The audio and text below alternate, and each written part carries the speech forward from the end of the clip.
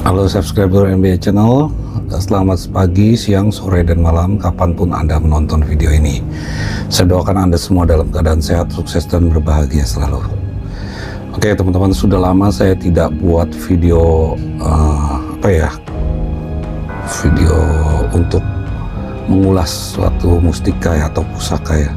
Kali ini ada yang akan saya ulas ya, dan barangnya mungkin terlihat sangat horor ya, sangat menakutkan. Pernah saya posting sebelumnya, tapi kali ini saya akan mendetailkan tentang pusaka ini. Kenapa backgroundnya pun gelap?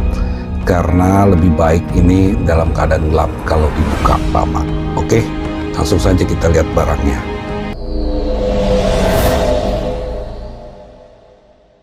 Oke teman-teman, di depan kita